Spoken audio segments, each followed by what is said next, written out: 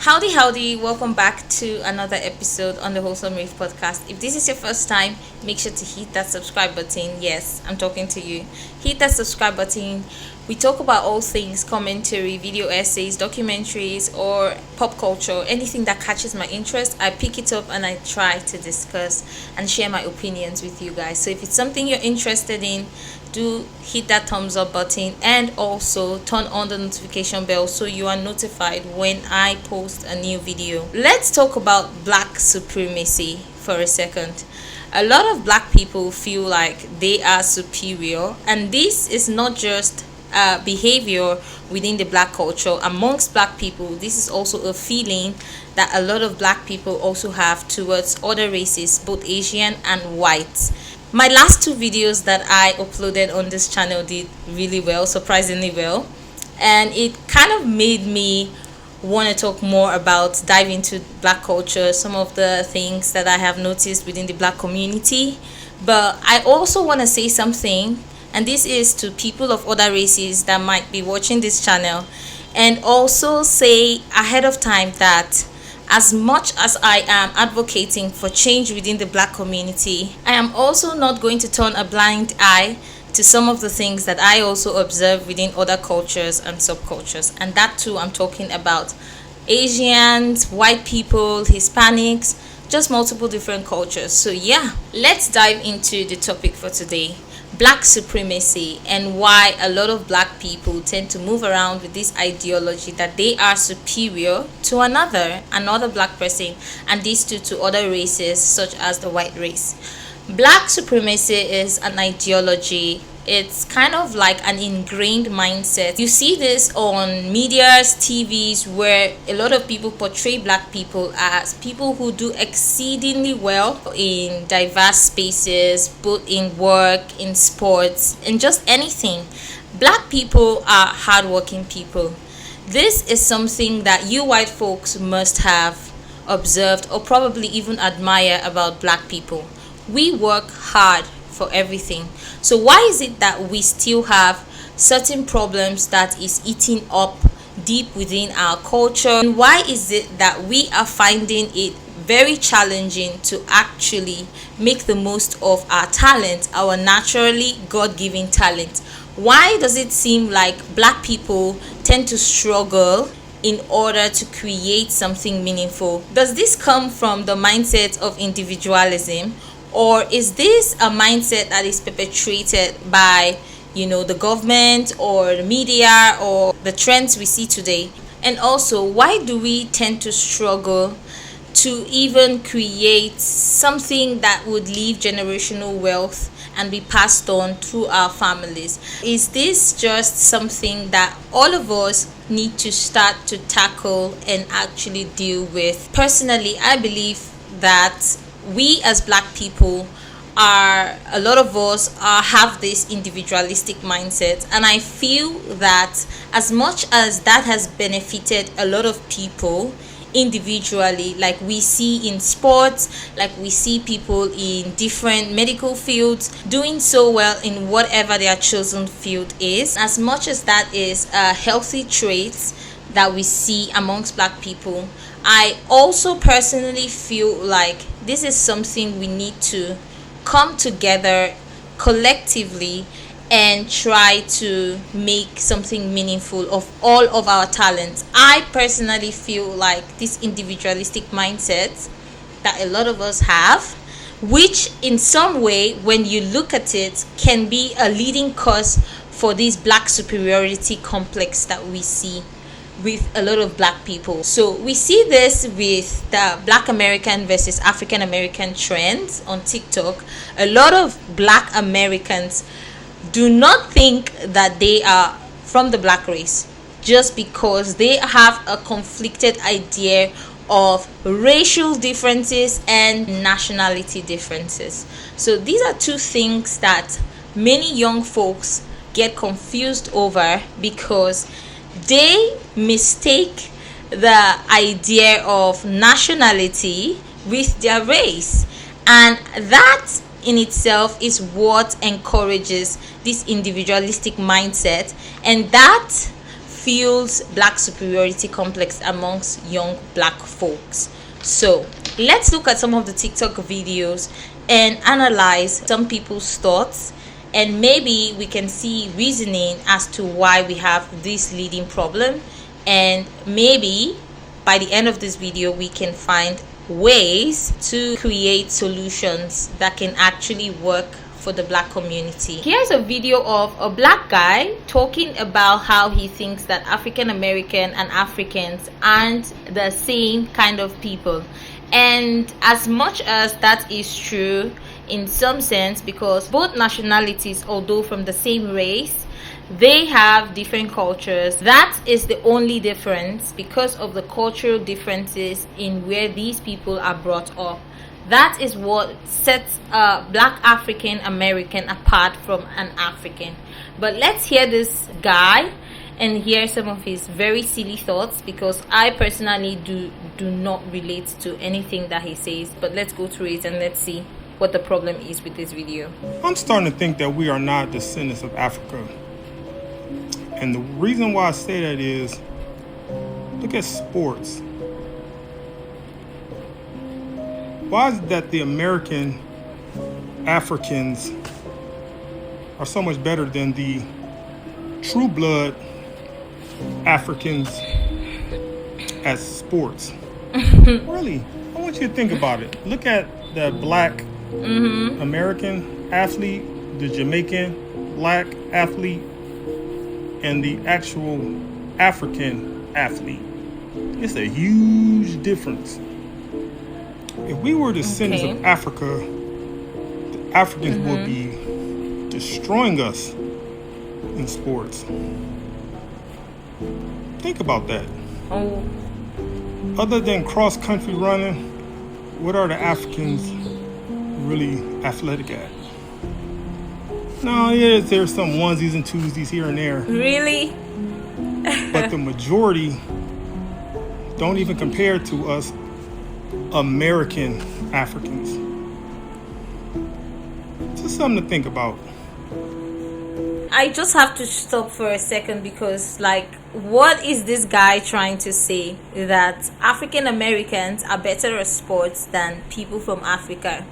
And this is the sad reality of these kinds of videos is, it's a black man talking and he's posting this online, and he's a black man and he's trying to say that black people in America, like black Americans, do better at sports than people in Africa. What is he saying? Technically, there are a lot of underprivileged athletes in Africa that haven't yet found the limelights, that haven't yet found successes abroad. These people are undocumented. They are offline. You literally can't see them on these big platforms, social media, or playing in big stages. But they are very good athletes. They are good in sports. They do so well. Literally, I would say that this guy doesn't know what he's talking about. He needs to visit Africa and see for himself the talent that is back in Africa. And I'm pretty sure he wouldn't be posting a video like this. It makes no sense. I've always wondered that, why they wasn't on the same level and they're unadulterated. With the kind of things he's saying, he's probably never competed in anything meaningful before, because he wouldn't be saying this. He hasn't been to Africa. So to make such comparison it's just wow. Is he saying this because there is, again, this idea of black supremacy amongst black Americans and Africans too? Because I also know a lot of people from Africa that actually think that the continent, because they are African, they have the resources and in Africa, so that makes them better. But we can see that Africa is still struggling in so many sense, in government, corruption, and a lot of stuff going on in Africa. So the problem is not about us being better or having more resources to do certain things. The problem is not about us having the ability to perform better in sports or in anything. The problem is actually much deeper than that. The problem is, how can we use this talent in a more productive way, such that it benefits like the community in a larger scale. That is the issue, because as much as a lot of black people have these supremacist mindset and ideology, it doesn't really matter if we think that way. When you look at the statistic of things back in Africa, that doesn't compare or come close to people from the West. This is a video of a lady also speaking on this. Let's hear her and let's try to figure out what we understand from the video. I think I cracked the code. I think I cracked the code as to why we are always brought up in conversations that we don't start, that we're always wondering, like, how did we become the center of this conversation, of this topic, when we didn't even say nothing? I think I cracked the code. So just stay with me. I have some notes, so if you see me looking down, that's what I'm looking at. So we are the best at everything that is consumed by the vast majority of the world. Music, art, fashion, sports, food. When you think of those things, black people are the first thing that comes to mind. And so when everyone else has to, think about those things, or think about, okay, who's the best at this, who's the best at that, how do I get to be the best at that, they have to think of us. And then they realize, like, damn, I just want to wear something nice, but the first person I think of is a black person. Oh, I just want to try out for this sport, but I have to worry about a black person. And that infuriates them. And that's why they want to humble us so bad in, all of those areas. They always want to humble us, because it's like, damn. When people say, like, oh, I don't think I'm better than you. You think I'm better than you. That's why you say, oh, you think you better than me. No, you think I'm better than you. So that's why you're saying that. And that holds very, very true to the black community. And that is why everyone else gets so infuriated or brings us into topics, because we're the first thing on their mind when they think about these things. And they know, like, in order to be the best, that they have to look to us to even be in that realm. And it just doesn't make sense to them. It does not make sense to them, because we're supposed to be beneath them. We're supposed to be the least. We're supposed to be just, we're not worthy. We shouldn't be worthy. And that's why when we are at the top, when we are in these spaces that they don't think we're supposed to be in, even though if it weren't for us, most of these spaces wouldn't be here, that's why we're always brought up. Because even though we don't say nothing, it's like, well, yeah, even though we're not talking about black people, we have to talk about black people, because if it weren't for black people, we wouldn't have this. I don't know if that makes sense, but I just been thinking about that all day, and it's just like, we're always brought up, because you can't think about anything in the world without thinking about black people. If you want to think about the good, if you want to think about the best of the best, if you want to think about who does it the best, you have to think about us. Here's my thought on what this lady has said. As much as I think that some of the things she is saying is true for the most part, I also don't like the way that she's saying it.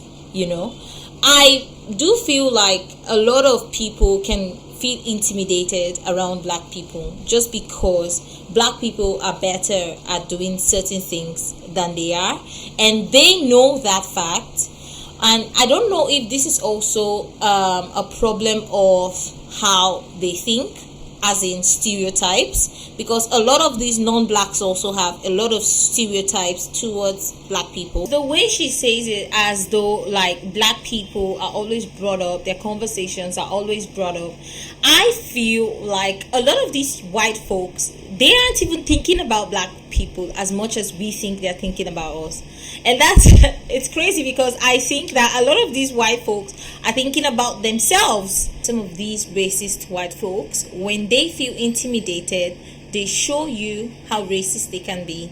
But this is not a collective thing, because not all white people think that blacks are beneath them, and not all white people also think that black people should be taken advantage of. And that right there is the reason why, as much as we like the idea of thinking that yes, someone cannot do without bringing up black related conversations or black topics, we also need to consider the fact that we have an issue of colorism, the white and black.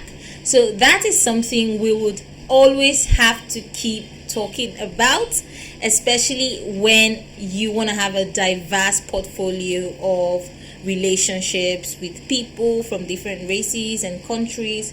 So yes, as much as I think that some of what she's saying in this video is true, I also don't think it's as deep as she's making it seem. That is just my opinion, but feel free to let me know in the comment section if you have other thoughts regarding this. Yes, so yeah, let's move on to another video. Yeah. You know, Drake is light skinned, so he most likely doesn't go through the same struggles that Kendrick goes through being a dark skinned man. I don't think that's true though. I mean, I get that, but I don't think that's true because like my sister and my brother, God rest his soul, were way lighter than me, like closer to clear. And they had their own, no for real, they had their own struggle that like, I was darker growing up. So, you know, the things that they would come home and cry about being light skinned, growing up in a black or darker neighborhood, like no, they got ate up at school every single day. So I mean, there's a whole nother struggle. Being black is a struggle in itself, light or dark, even though collectively within the community, yeah, we pit our, you know, each other against each other, but no, it's you see how this lady tries to downplay Drake's struggles just because of his skin color. It is almost in some sense this issue of black superiority also, that a lot of black people parade in conversations as though like other people don't have their own experiences, like other people from different races have their own experience. And I like how this other lady speaks up about it. I actually think that the second lady in question made a lot more sense, because everyone has their struggles, whether light skinned or black skinned. And yes, we have to admit that so many people can be racist towards people of darker skin colors. We have to admit that, because not being able to vocally express this would be like trying to ignore the reasons why some of these things happen in the first place. So yes, as much as we see that doesn't mean that someone else who has a different skin color or skin race do not have their own experiences. Like you see this with the Hispanics, the Asians, black people. When Asians move to other countries in the West, even Indians, they are also being like racially profiled in other countries. I'm going to try to express this with this video I saw of a light-skinned biracial woman also talking about how even though she's light-skinned, being biracial also kind of presented her with her own problems which she had to struggle with. Even though she grew up in a black neighborhood, you could also see that growing up in a black neighborhood also allows you to have some of these negative experiences too. And that is in no way trying to blame the black community for this, but it is part of the issue why I'm even filming this video in the first place. Like, some of us black people don't even consider biracial people who have a mix of black in them. We don't even consider them. We treat them entirely differently from how we would treat our own fellow blacks or a white man. Like, if you can't let go of these biases when dealing with people, then it automatically means you have prejudice towards racial discussions or conversations, and you could potentially be part of the problem. You could potentially be treating another person of a different skin color in a certain way and not knowing that I'm not saying being racist, but you are also contributing to making someone feel left out and not like feeling like they belong in some way. And in essence, that is in some way making you feel superior to that person just because they cannot relate to you. I'm just saying, okay? Let's watch the video. I'm biracial, right? I had a black mother, white father, but I grew up in a predominantly black neighborhood, right? And if you weren't black in my neighborhood, you were Hispanic. Okay. Now I look more like a Hispanic than I look black, obviously, but I didn't relate because I'm looking at my mother, a beautiful brown ebony skinned woman, and I don't look like her. My sisters were a little bit darker than me, and the kids didn't really accept me growing up. Right. And I always would try to fit in to being and showing my blackness. Like I was like, I'm black. So when they kind of like ostracized me and made fun of me, then I would try to cling to the Hispanic because at least I looked more like them. But then, you know, I don't know their language. I didn't know their music. And so I didn't feel like I fit in there. And so there was loneliness in that where I was like this kid just climbing a tree. I would literally climb the tree and sit on the top of the tree like I don't belong anywhere. And yes, it created an incredible amount of insecurities that even when I got older, I had a hard time embracing my beauty, embracing that this is what I look like. So when all of a sudden my look became exotic, right? All of a sudden it was like a trend to be dark hair, dark eye, and curvy. And what are you? And more mixed children were being born. Then all of a sudden it was like, but you're beautiful, you're this. And I had a very hard time really equating beauty to what I look like. Like, yo, that is painful. Growing up in a household where you have a black mom and a white father and not feeling like you could belong to your black side, you could relate to like being a black person too, who is biracial, of course. So that is painful. And dealing with insecurities like that, knowing that you come from a similar race, from an ethnicity, knowing that you have insecurities from this is also, I think, traumatic for anyone to deal with.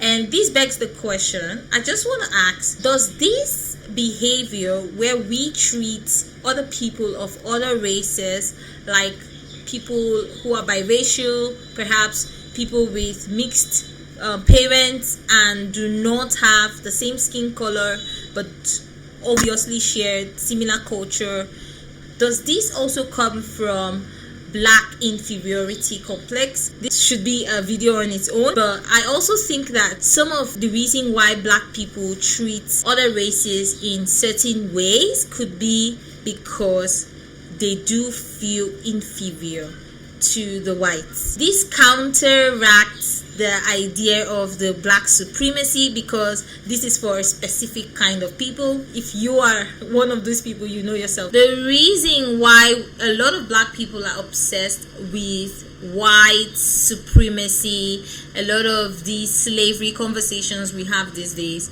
could also be because of our problems. Like if you look at it, we also had a take on the slavery ever happening in the first place. A lot of our forefathers did this for financial benefits, and we have to say and be honest and admit that this could be because we did feel inferior to the white man. Imagine if we had been content with the things we had, the way we were living, and imagine if we never let the white man brainwash us into thinking that they are superior to us and we are our own people. Imagine if that never happened.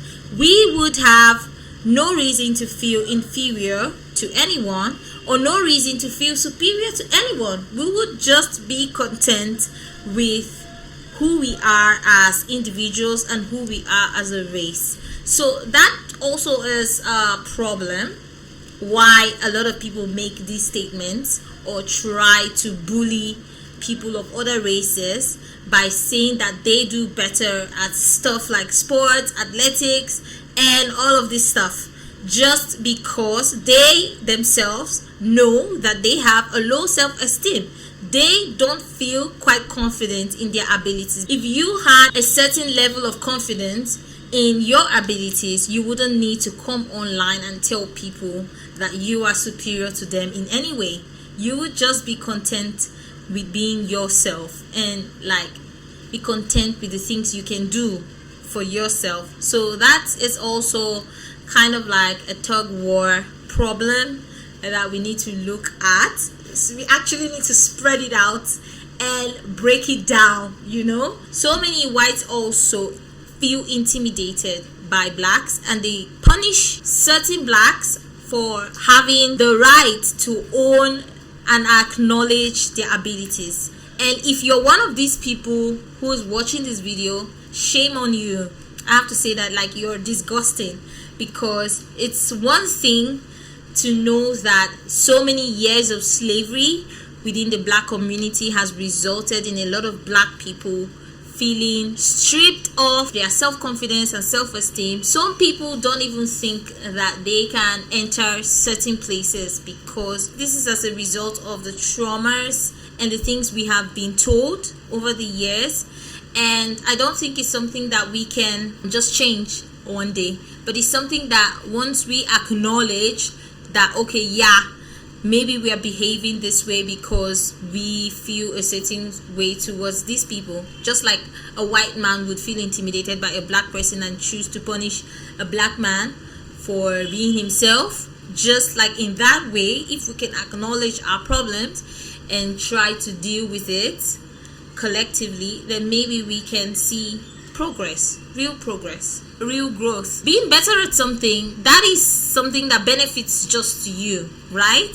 So what we actually need to do is to create systems that can encourage this within the black culture, within the black race and our community. There's actually studies that show that universities and colleges, they would accept somebody who's from Africa or from the Caribbean before they accept somebody who's African American. And this is why we go back to diaspora wars, because you know, when you have black Americans who do feel like they're qualified, but then somebody from another country is able to go in and get accepted, and then those same people that get accepted is now looking down on black Americans. Well, oh yeah, I just lazy. I came over here from my country and I got accepted. Now this is another, you know, obstacle in our way for us, you know, that people that are actually qualified, you know what I mean, to get into those schools. I don't agree with what he's saying.